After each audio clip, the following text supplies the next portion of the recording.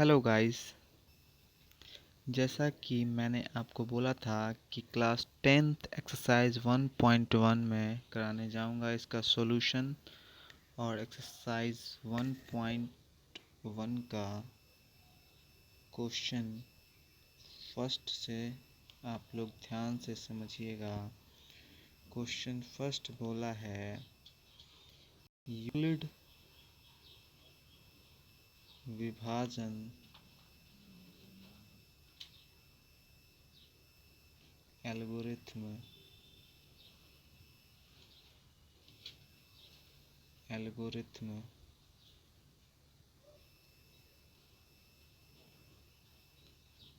का प्रयोग करके एचसीएफ ज्ञात करें।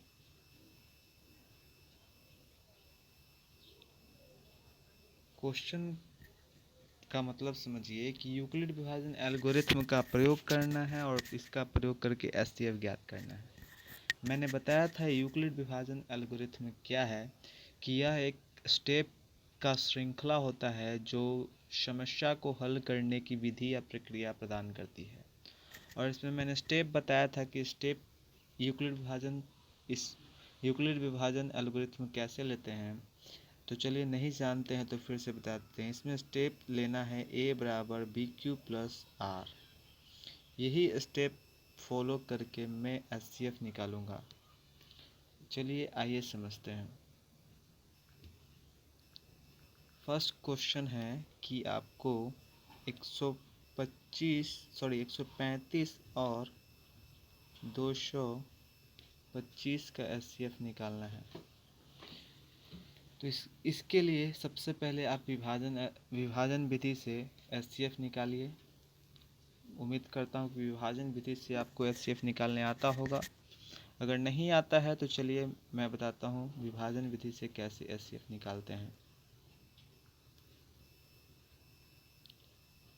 इसमें सबसे पहले माना जाता है कि माना कि a बराबर 225 और b बराबर 135। याद रखिएगा, इसमें a को ही 225 और b को 135 मानेंगे। a बड़ा लेंगे और b को छोटा लेंगे। यहाँ लिखेंगे ब्रैकेट में, यहाँ a is greater than b। ठीक। अब क्या करेंगे कि बड़े में जब भी डिवाइड देते हैं तो हम लोग छोटा से ही बड़ा में देते हैं। तो हम 135 225 में डिवाइड देंगे और एक बार में कटेगा। 135 आएगा 0 9 और क्रॉस। ठीक है। उसके बाद यहाँ पे रिमाइंडर 0 नहीं आया। अगर रिमाइंडर 0 नहीं आता है, 0 नहीं आता है तो हम लोग जिससे डिवाइड दे रहे थे उसी में अब डिवाइड पड़ेगा जो शेषफल आया। तो यहाँ पे शेषफल 90 से अब हम जो डिवाइड दे रहे थे 135 में, उसमें भाग देंगे। ये भी एक बार में लाएगा 90 और बच जाएगा 45। अभी भी रिमाइंडर 0 नहीं आया तो हम लोग फिर से यहाँ पे जिससे डिवाइड दे रहे थे उसी में अब डिवाइड देंगे जो रिमाइंडर बच गया। तो दो बार में ये लग जाएगा डिवाइड और यहाँ पे 0 आ जाएगा। तो जिससे पूरा पूरा कट जाए वही उसका एचसीएफ होगा। इसको बोलते हैं विभाजन विधि। विभाजन विधि। अब हम लोग इसी में यूक्लिड विभाजन प्रमेय का यूज करेंगे, ठीक, एल्गोरिथ्म का। ठीक है। तो कैसे करेंगे, चलिए आइए समझते हैं। सबसे पहले क्या मानेंगे कि a बराबर क्या है, मेरा 225 है और b बराबर क्या है, 135। अब लिखेंगे यूक्लिड विभाजन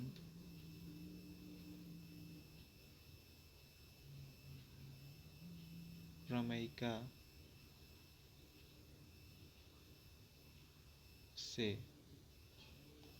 यूक्लिड विभाजन प्रमेय क्या कहता है कि a बराबर बी क्यूब प्लस आर, जहाँ r का वैल्यू ग्रेटर देन 0 और स्मॉलर देन b। तो यहाँ पे रूप जो हो जाएगा फॉर्म, कैसे यूक्लिड विभाजन का प्रयोग करेंगे अब देखिएगा। स्टेप फर्स्ट में हम लोग लिखेंगे स्टेप फर्स्ट में यूक्लिड विभाजन प्रमेयिका से क्या होगा, a को हमने 225 माना है, b को हमने 135 माना था और 1 से मल्टीप्लाई करके 90 रिमाइंडर बचा था। ठीक है, चूँकि यहाँ शेष 0 के बराबर नहीं है, शेष 0 के बराबर नहीं है, तो ये स्टेप फिर से हम आगे दोहराएंगे। स्टेप सेकंड में अब आएंगे। स्टेप सेकंड, और इस बार a जो हो जाएगा, मैंने बताया था जिससे डिवाइड दे रहे थे b से, वही अब a हो जाएगा, और जिससे हम जो बच गया था वही अब b हो जाएगा। इस बार भी शेष 0 के बराबर नहीं आया, इसलिए अब हम थर्ड स्टेप में चले जाएंगे, और ये स्टेप तब तक चलते रहेगा जब तक कि रिमाइंडर 0 ना आ जाए। तो मैंने फिर से बताया था कि जिससे हम डिवाइड दे रहे थे वही अब a बन जाता है जब रिमाइंडर 0 नहीं आता है तब, और जो शेषफल बचता है उसी से डिवाइड देते हैं। तो यहाँ पे a बन गया 90 और b बन गया 45। ठीक है, और ये प्रोसेस कैसे आया, तो मैंने बताया था ये प्रोसेस कि कैसे ये चीज़ आता है, ये कैसे आता है। तो इसमें से गुना करते हैं और इसको जोड़ देते हैं तभी आता है। यही चीज़ यहाँ पे भी होगा, इसमें इससे गुना करेंगे और ये जोड़ देंगे तो ये वाला आ जाएगा। वही चीज़ यहाँ पे भी होगा, ये इसमें इससे गुना करेंगे और नीचे वाला जोड़ देंगे तो ये वाला आ जाएगा। ठीक है, तो मैंने इसमें भी वही चीज़ किया है। 135 में 1 से गुना किया और जो रिमाइंडर बच गया था उसको मैंने जोड़ दिया। उसी तरह यहाँ पे भी 90 में 1 से गुना किया और 45 को जोड़ दिया। अब यहाँ पे देखिए रिमाइंडर यहाँ पे 0 आ गया, चूँकि यहाँ पे शेष, चूँकि लिखेंगे यहाँ पे, चूँकि यहाँ शेष 0 के बराबर है, अतः हम यहाँ रुक जाते हैं। जैसे शेष 0 आता है वैसे ही हम रुक जाते हैं। इसलिए 135 और 225 का HCF क्या हो जाएगा 45, क्योंकि 45 से ही ये पूरा कट गया। ठीक, ये था आपका यूक्लिड विभाजन द्वारा HCF निकालना। 135 और 225 का HCF क्या आ गया 145। मुझे उम्मीद होगा कि ये क्वेश्चन का आंसर आपको समझ में आया होगा। एक बार और मैं डिटेल से बता देता हूँ, उसके बाद मैं आगे अगला क्वेश्चन बताऊँगा। इसमें था कि कैसे हम यूक्लिड विभाजन एल्गोरिथम का प्रयोग करके HCF ज्ञात करते हैं। 135 और 225 का HCF निकालना था, इसमें माना जाता है a बराबर 225, b बराबर 135। a बड़ा लेते हैं और b छोटा। यहाँ पे लिख दिया है a बराबर a is greater than b, इसलिए हम छोटे से बड़ा में डिवाइड देते हैं। छोटा से बड़ा में डिवाइड दिए तो ये था डिवाइड, और इसी डिवाइड को स्टेप वाइज लिख देते हैं। इसी डिवाइड प्रोसेस को मैं हम लोग जब स्टेप वाइज लिख देते हैं तो वो यूक्लिड विभाजन एल्गोरिथ्म कहलाता है। ठीक है, वो यूक्लिड विभाजन एल्गोरिथ्म कहलाता है। तो यूक्लिड विभाजन का हम लोग प्रयोग करके हम लोगों ने ये स्टेप बनाए। ये स्टेप क्या था? फर्स्ट स्टेप में था मेरा ये यूक्लिड विभाजन प्रमेयिका का यूज किए, जो a बराबर बी क्यू प्लस आर होता है, जहाँ r बार बार बता रहा हूँ r बड़ा या बराबर होगा 0 से और b से छोटा होगा। स्टेप फर्स्ट मेरा ये था, स्टेप सेकंड, स्टेप थर्ड। और जब शेष 0 आ गया तब हम यहाँ रुक जाते हैं और 135 और 225 का एचसीएफ कौन आएगा? जिससे पूरा पूरा कटा 45 से कटा बी ही याद रखिएगा एचसीएफ होता है, बी ही एचसीएफ होगा जब 0 आएगा तब। चलिए अगला क्वेश्चन पे आते हैं।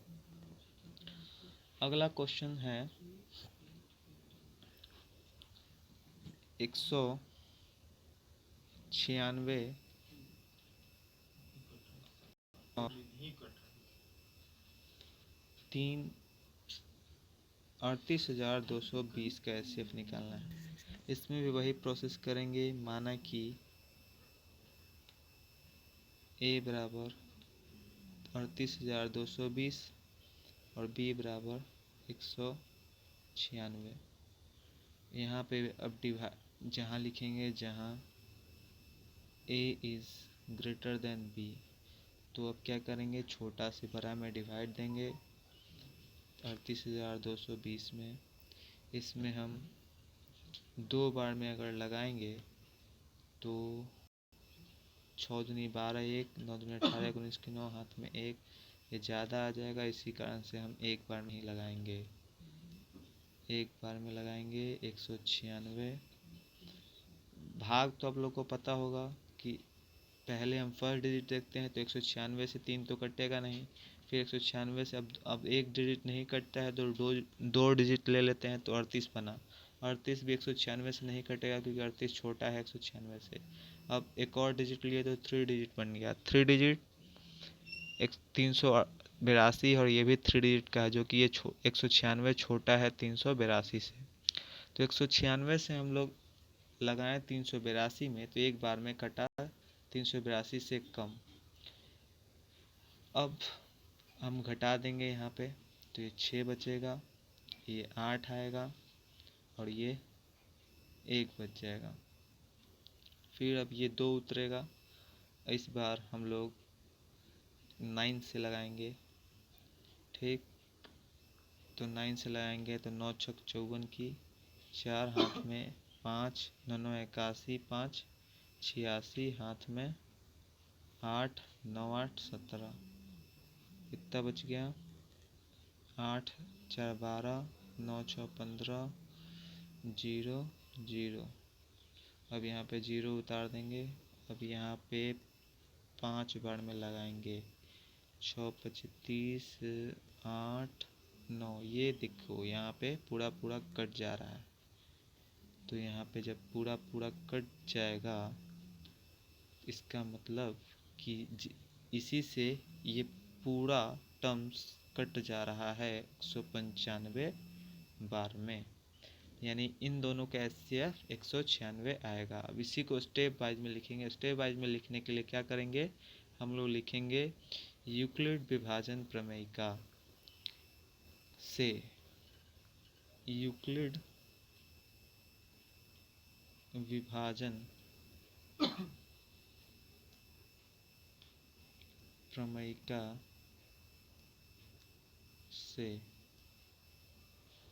a बराबर बी क्यू प्लस आर, जहाँ 0 से बड़ा या बराबर, r b से छोटा। ठीक है, अब इसी को स्टेप लिखेंगे स्टेप वाइज में। स्टेप वाइज में क्या होगा? स्टेप फर्स्ट में हम लिखेंगे कितना? 38,220 बराबर 196 गुने 195 प्लस 0। चूँकि यहाँ शेष बराबर 0 आ गया, अतः हम यहाँ क्या करेंगे, तो हम यहाँ रुक जाएंगे। अतः हम यहाँ रुक जाएंगे, इसलिए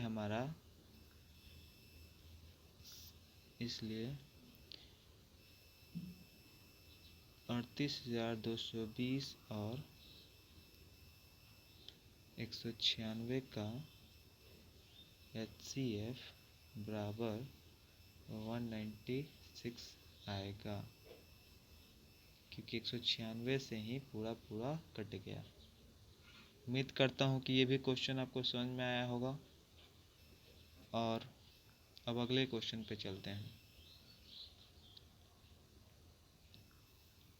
अगला क्वेश्चन है थर्ड क्वेश्चन,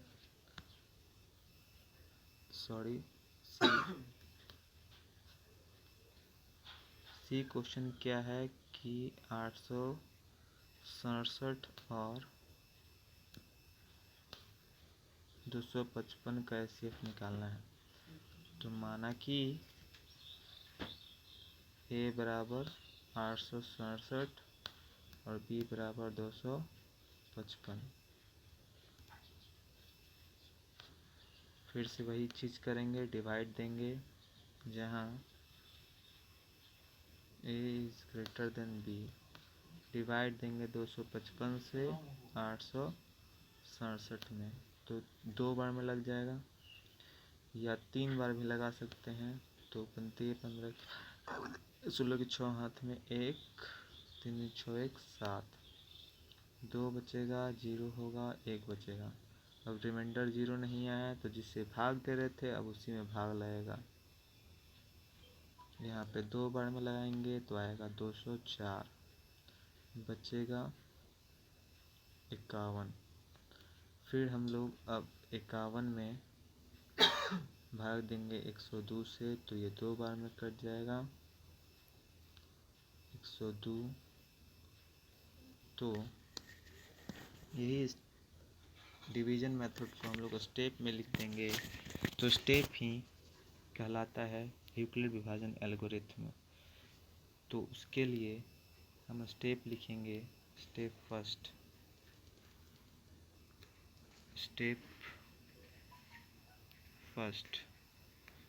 फर्स्ट में हम लोग 867 बराबर लिखेंगे 255 गुना 3 प्लस कितना था 102।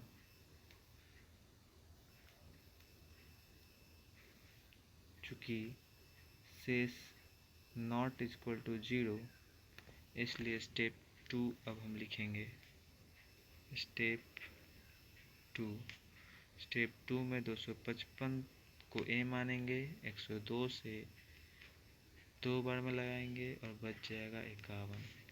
चूँकि शेष नॉट इक्वल टू 0, इसलिए हम लोग स्टेप 3 में चले जाएंगे और स्टेप 3 में मेरा आंसर मिल जाएगा। स्टेप 3 में मेरा आंसर मिल जाएगा। यहाँ शेष क्या आया, 0 आया शेषफल, अतः हम यहाँ रुक जाएंगे।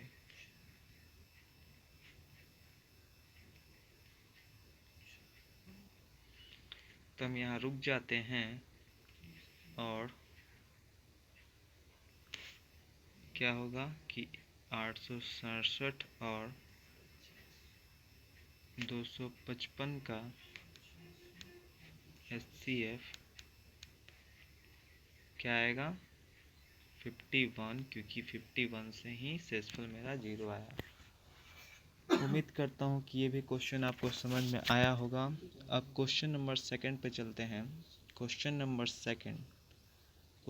सेकंड क्या कहता है कि दर्शाइए दर्शाइए कि कोई भी विषम पूर्णांक कोई भी विषम पूर्णांक 6q प्लस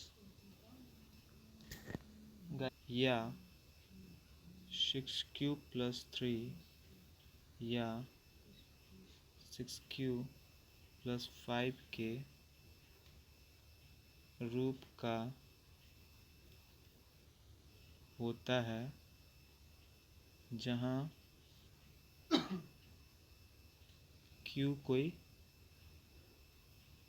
पूर्णांक है।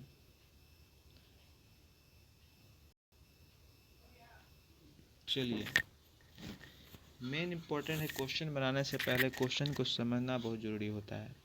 तो चलिए आइए समझते हैं। कह रहा है कि कोई भी विषम पूर्णांक है, कोई भी विषम पूर्णांक है। यहाँ पे ध्यान रखिएगा, विषम पूर्णांक की बात कही गई है। विषम पूर्णांक इस रूप का होता है जहाँ q कोई पूर्णांक है। अब हम कैसे दर्शाएंगे कि कोई विषम पूर्णांक इस रूप का होता है?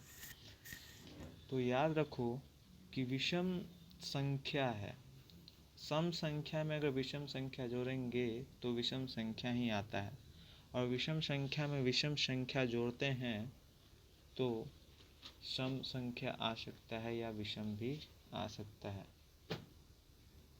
विषम में विषम जोड़ेंगे तो लगेगा, जैसे 3 में अगर 1 जोड़ेंगे तो 4 आएगा, यानी विषम में विषम हम लोग जब भी जोड़ेंगे तो सम संख्या आएगा, विषम नहीं आएगा। कोई एक है ऐसा कंडीशन जो सम ला दे? नहीं लाएगा। वही सम में अगर विषम जोड़ेंगे तो विषम आएगा।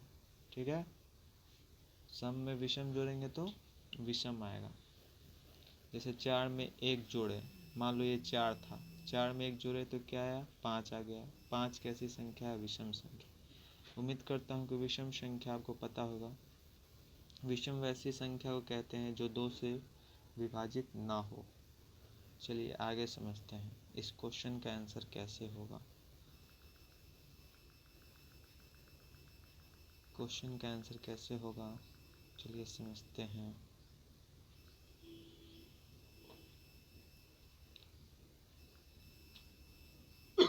सबसे पहले हम मानेंगे कि विषम पूर्णांक कोई है। माना कि a कोई धनात्मक विषम पूर्णांक है और b बराबर हम मानेंगे 6। हम इसी क्वेश्चन में से बताएंगे कि b 6 क्यों मानेंगे। b बराबर 6 इसलिए माना जाता है, इसलिए मानते हैं कि दी गई संख्याओं का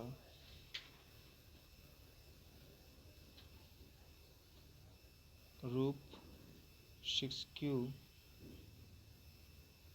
प्लस 1, 6q प्लस 3 या 6q प्लस 5 है, इसलिए b बराबर 6 मानेंगे। उसके बाद हम लोग यूक्लिड विभाजन प्रमेय का यूज़ करेंगे। अब आएंगे यूक्लिड विभाजन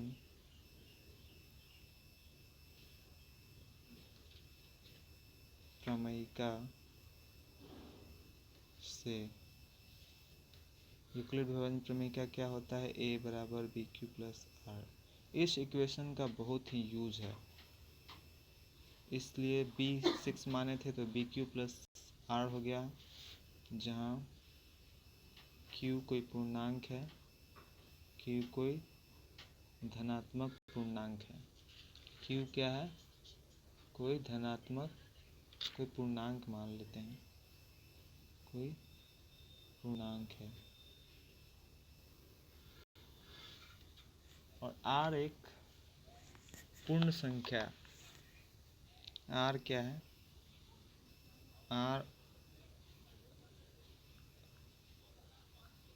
एक पूर्ण संख्या है जो इस प्रकार है कि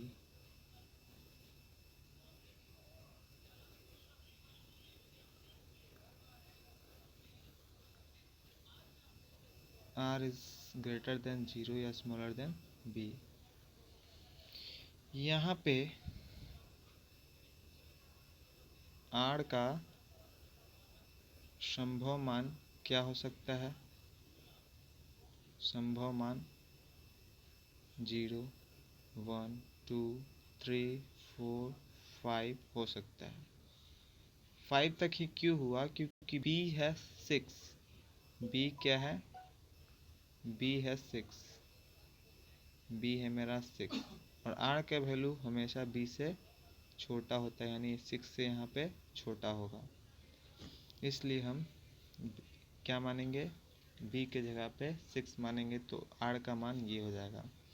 r का मान जब ये होगा तो हम इस सब का वैल्यू पुट करके रखेंगे। देखिए, जब r बराबर 0 तो यूक्लिड विभाजन होता है a बराबर बी क्यू प्लस r, यानी 6q प्लस r का वैल्यू अगर 0 रखेंगे तो 6q हो जाएगा। उसी तरह जब r बराबर 1 रखेंगे तो a बराबर क्या हो जाएगा? 6q plus 1। उसी तरह r बराबर अगर 2 रखेंगे तो a बराबर हो जाएगा 6q प्लस 3। उसी तरह r बराबर 3 रखेंगे तो a बराबर हो जाएगा 6q प्लस 4। उसी तरह सॉरी यहाँ पे 2 रखेंगे तो 2 होगा और यहाँ पे 3 रखेंगे तो 3 होगा।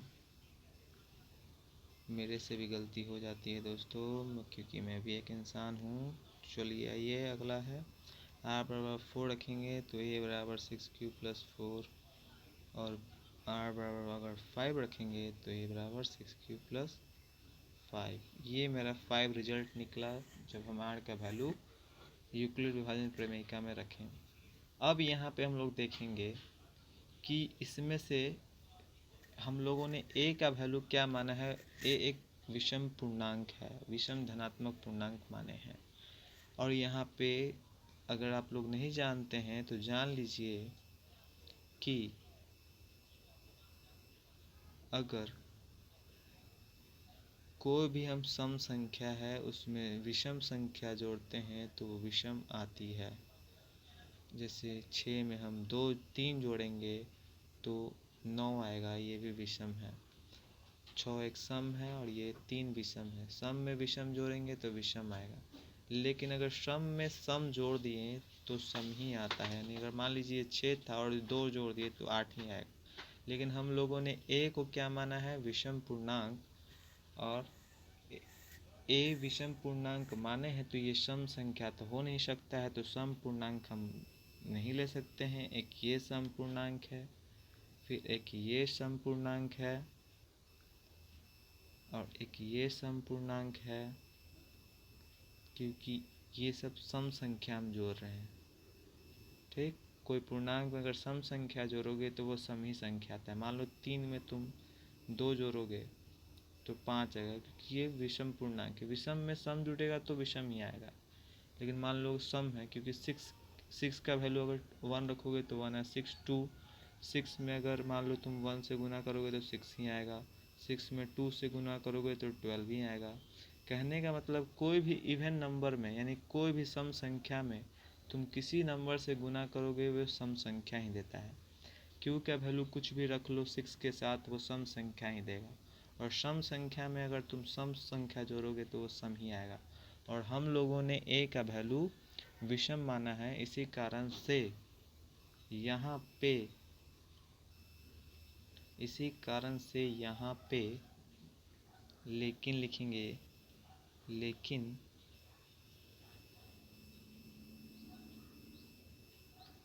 लेकिन 6q प्लस 2 6q प्लस 4 सम संख्याएं हैं, सम संख्याएं हैं और ए एक विषम संख्या है, अतः ए का मान 6q प्लस 1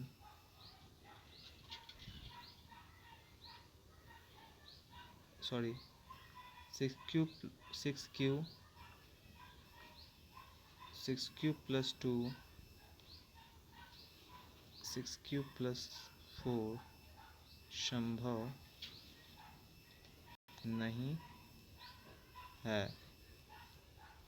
इसलिए a बराबर 6q प्लस 1 6q प्लस 3 या 6q प्लस 5 के 5 ही संभव होगा।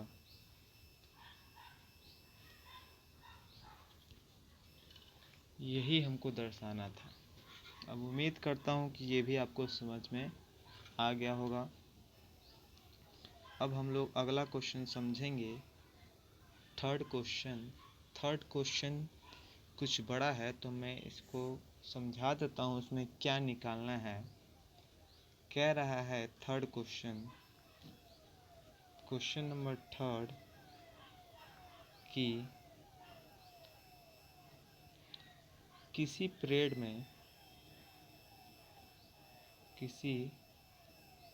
में 616 सदस्यों वाली एक सेना क्या कर रही है? मार्च कर रही है। सेना की टुकड़ी 32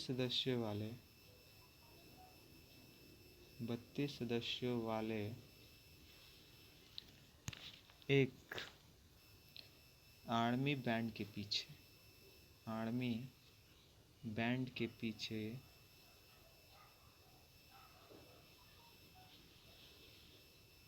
क्या कर रही है? मार्च कर रही है।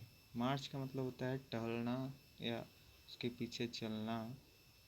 ठीक, दोनों को समान पूछ रहा है कि दोनों समूहों को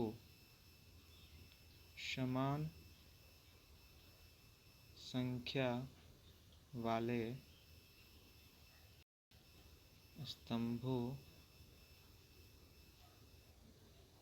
में मार्च करना है। क्या करना है कि दोनों समूहों को समान संख्या वाले स्तंभों में मार्च करना है। ये पूछ रहा है। जब समान संख्या वाले स्तंभों में मार्च करना है तो उन स्तंभों की करना है तो उन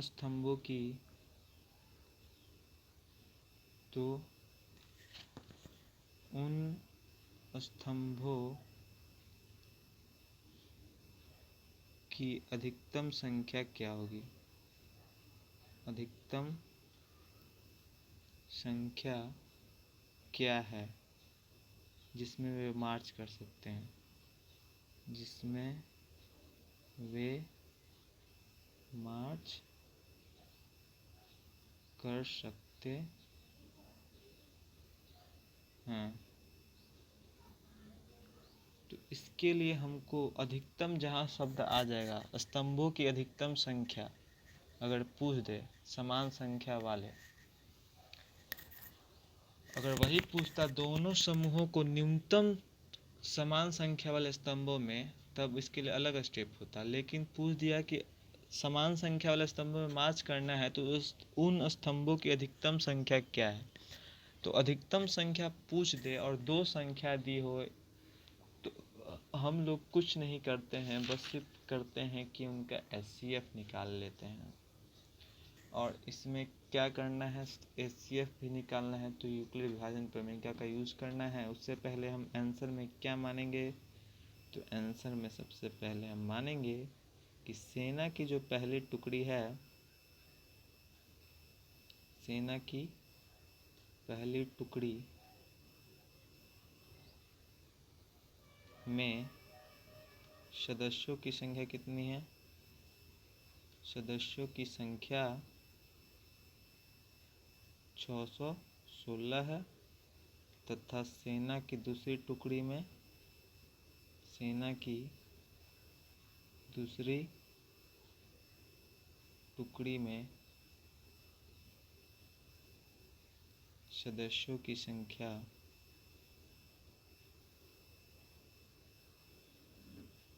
32 है। अब हम लोग यहाँ से मान लेंगे, क्या मानेंगे, माना कि A बराबर 616 और B बराबर 32। ठीक, यहाँ पे लिख देंगे A is greater than B। तो अब हम क्या करेंगे, वही विभाजन प्रक्रिया अपनाएंगे। विभाजन प्रक्रिया में छोटे से बड़ा में डिवाइड देते हैं, तो हम लोग 32 से 616 में डिवाइड देंगे। एक बार में 32 से लगेगा, बचेगा 9 और बच जाएगा 5 में से 3 गया 2, फिर 6 उतारेंगे तो 32 और 8 8 बार में लगाएंगे तो 9 बार में ज़्यादा 9 3 27 9 और 9 बार में लगा देंगे तो 9 दूनी 18 की 8, हाथ में 1 9 3 27 1 28, बच जाएगा 8 और ये दोनों कट जाएगा। फिर 32 हम लोग यहाँ पे उतार देंगे और 32 4 बार में कट जाएगा, तो हम लोग का HCF क्या आ जाएगा, 8।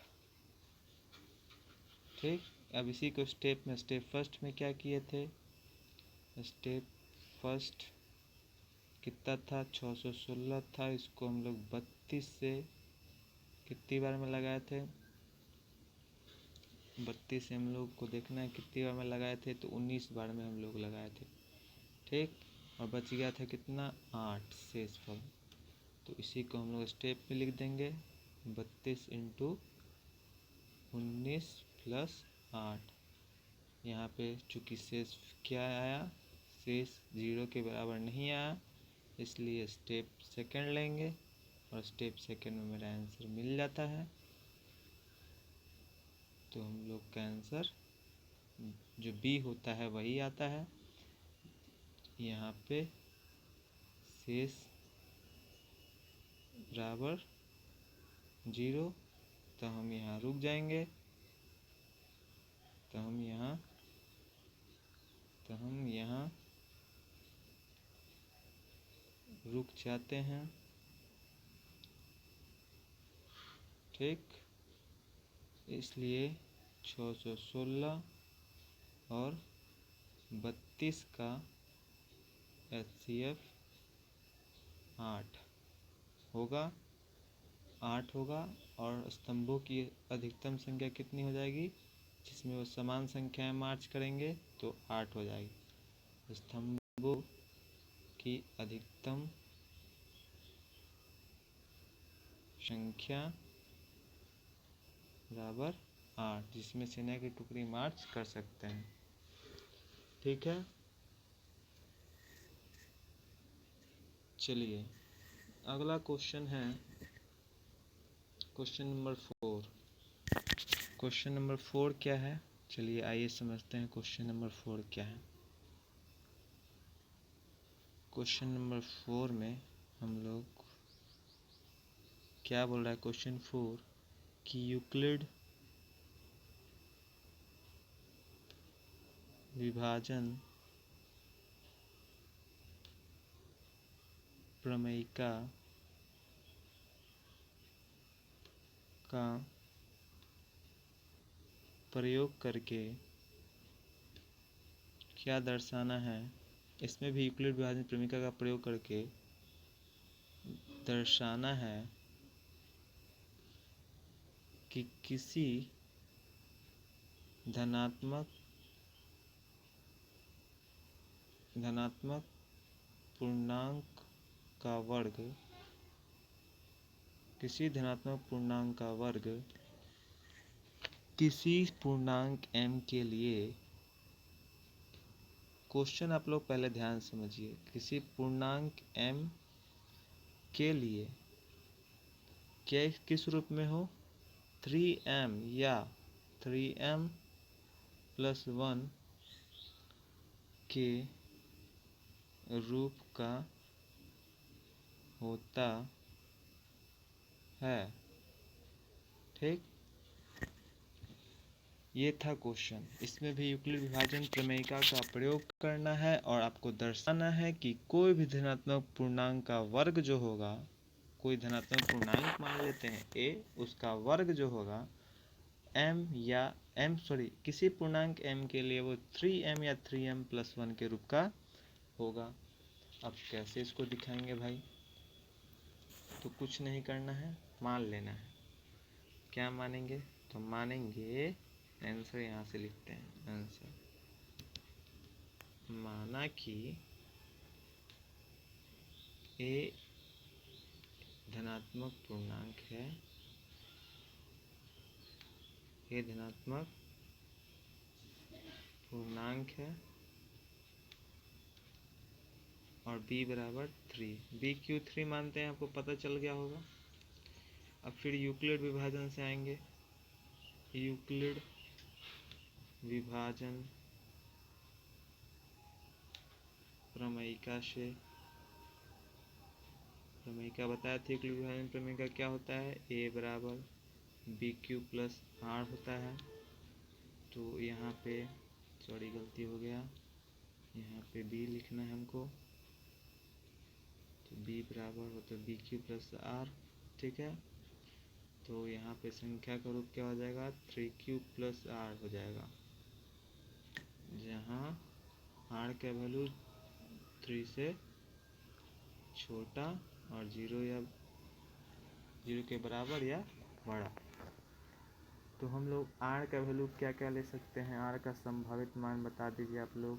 r का संभावित मान क्या हो सकता है, 0 1 2 3 तो होगा नहीं, क्योंकि 3 से r का वैल्यू छोटा होगा। तो अब हम लोग इसी स्टेप को फॉलो करेंगे। जब r का मान 0 होगा तो a का मान 6 वाला याद आ जा रहा है, 3q प्लस आर यानी 0 होगा, यानी 3q होगा। और जब हम लोग इसका वर्ग करेंगे, क्योंकि इस क्वेश्चन में बोला था कोई धनात्मक पूर्णांक है उसका वर्ग किसी m पूर्णांक के लिए 3m या 3m प्लस 1 के रूप का होता है। तो a हम लोगों ने धनात्मक पूर्णांक माना था, तो a का वर्ग पूछा है, तो a का वर्ग करेंगे और a यहाँ पे आया 3q, तो 3q का स्क्वायर हो जाएगा 9q स्क्वायर।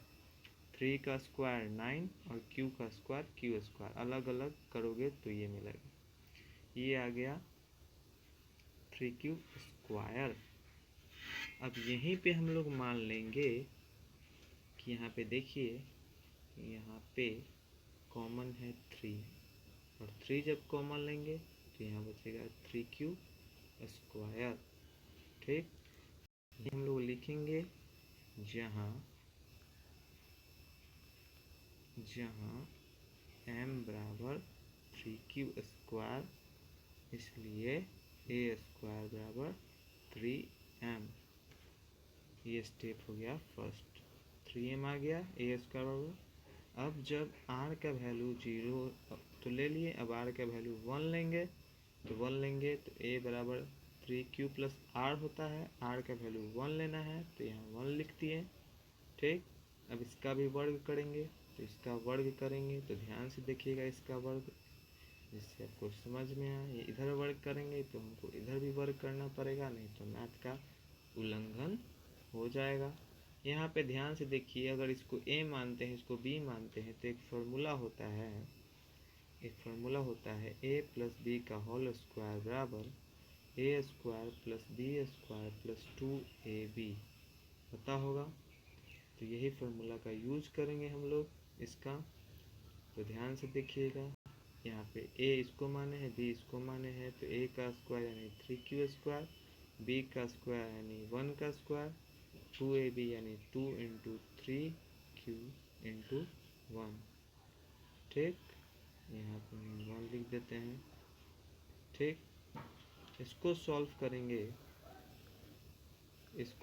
करेंगे, हम लोग, तो क्या आएगा,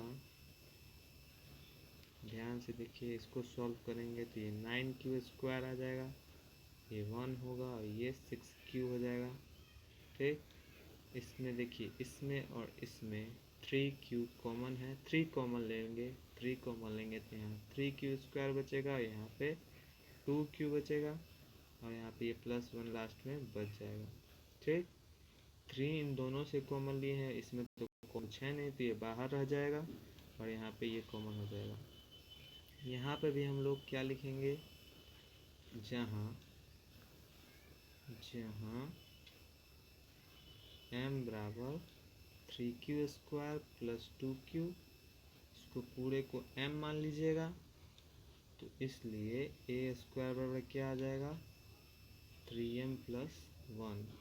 यही प्रोसेस अब आगे भी दोहराएंगे। r का वैल्यू जब 2 लेंगे, 1 ले लिए, अब r का वैल्यू 2 लेंगे, r का वैल्यू 2, तो a बराबर 3q प्लस r का वैल्यू 2 रखना है। अब इसका वर्ग करेंगे, फिर से वही फॉर्मूला अप्लाई करेंगे, a प्लस b का होल स्क्वायर, तो a² plus b² plus 2ab, solve करेंगे तो 9q² प्लस 4 प्लस 3 6 12q। इसमें देखिए, अगर 4 है तो 4 को हम लोग क्या लिख सकते हैं, 3 + 1, ये है 12। ठीक है, तो यहाँ पे हम 12 लिख दिए, इसमें भी 3 कॉमन, इसमें भी 3 कॉमन, इसमें भी 3 कॉमन, तो हम लोग 3 अब कॉमन लेंगे। ठीक है, 3 जब कॉमन लेंगे तो यहाँ पे 3q² बचेगा, यहाँ पे 4q बचेगा और यहाँ पे 1 बचेगा और लास्ट में 1 बच जाएगा। ठीक, तो इसमें भी क्या करेंगे, जहाँ पूरे को m मान लेंगे, लिखेंगे जहाँ m बराबर 3q² प्लस 4q प्लस 1, इसलिए a² बराबर 3m प्लस 1 हो जाएगा। ये था हमारा प्रूफ में कैसे दर्शाएंगे। अब आगे हम समझते हैं कि कैसे तब लिखेंगे कि किसी धन पूर्णांक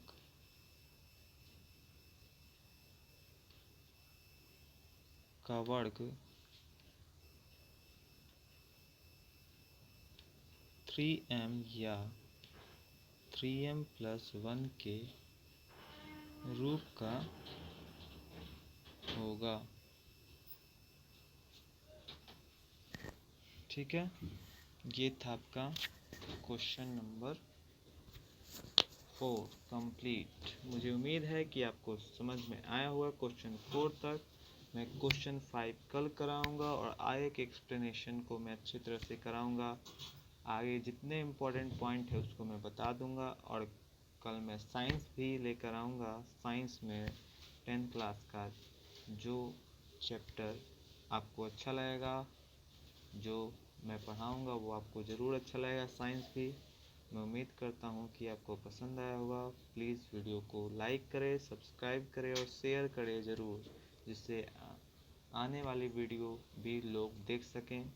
और सब्सक्राइब करना ना भूलें, जिससे आपको आगे की वीडियो जो मैं डालूँगा वो आपको भी पसंद आएगा। चलिए, और ज्ञान की प्राप्ति होगी। क्लास 10th, ये कोरोना का समय है, कोरोना जीने दे नहीं रहा है बच्चों को और पढ़ाई में भी बहुत बाधाएं आ रही हैं, इसलिए मैंने ऑनलाइन क्लास शुरू किया है, जिससे बच्चों को आसानी से शिक्षा मिल सके और अच्छा ज्ञान प्राप्त कर सकें। चलिए, धन्यवाद। अगली कक्षा में मिलेंगे। बाय बाय, टाटा। अगर कुछ समझ में ना आए तो कमेंट ज़रूर करिएगा। धन्यवाद।